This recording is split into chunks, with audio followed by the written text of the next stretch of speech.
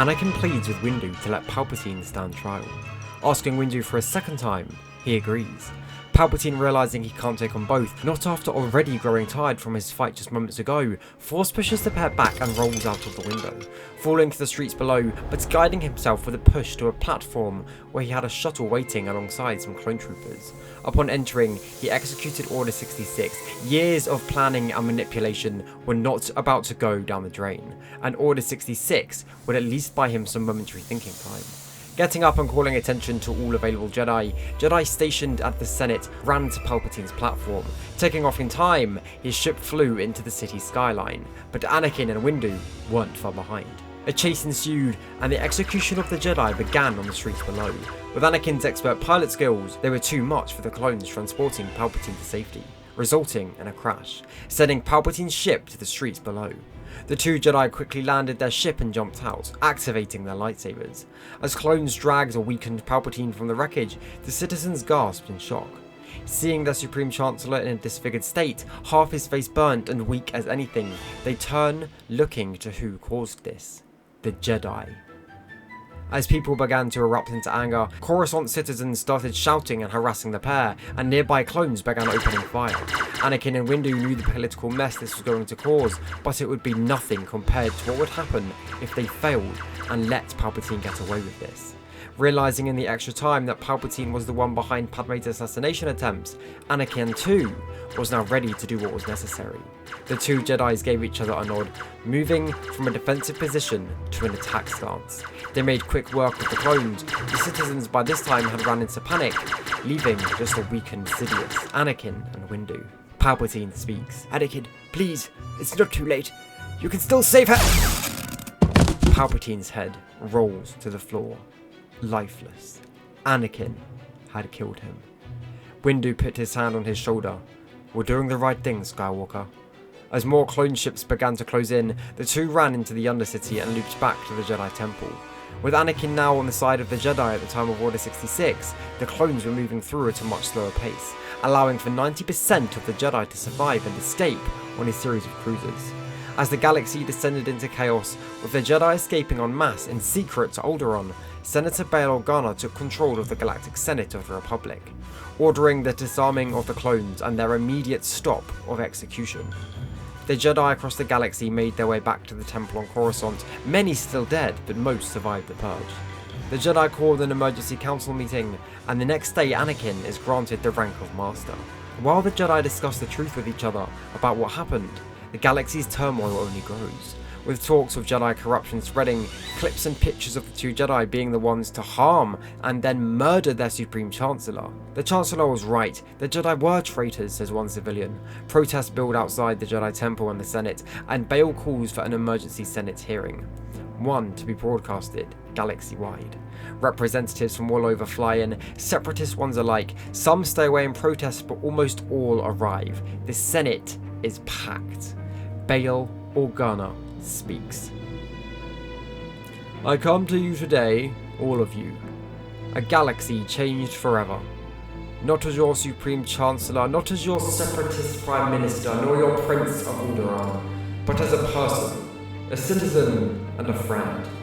And not just a friend to you, but a friend of the Jedi, the crowd groan, and a once friend of Senator Palpatine.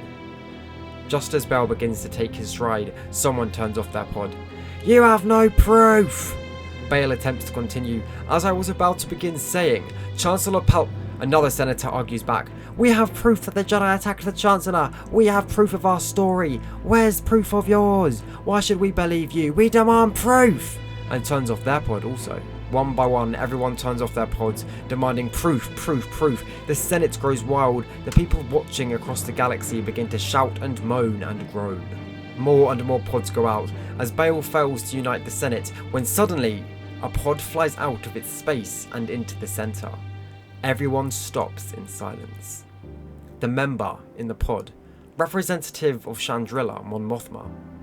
She looks to Bail. He has a look of sadness, worry and defeat. She takes a breath and presses a button. She now speaks to the galaxy. Fellow senators, friends, colleagues, allies, adversaries, I stand before you this morning with a heavy heart. I believe we are in crisis. The distance between what is said and what is known to be true is becoming an abyss. Of all the things at risk, the loss of an objective reality is perhaps the most dangerous. The death of truth is the ultimate victory of evil. When truth leaves us, when we let it slip away, when it is ripped from our hands, we become vulnerable to the appetite of whatever monster screams the loudest. The Chamber's hold on the truth was being lost and controlled under a false chancellor, a man funding and fueling two sides of the same war. What took place yesterday was unprovoked genocide, and that truth will not be exiled from this chamber. And the monster that was screaming the loudest, and the monster we helped create, the monster who was coming for us all soon enough, was Chancellor Palpatine. Bit by bit, the pod lights turn on and people erupt into cheer.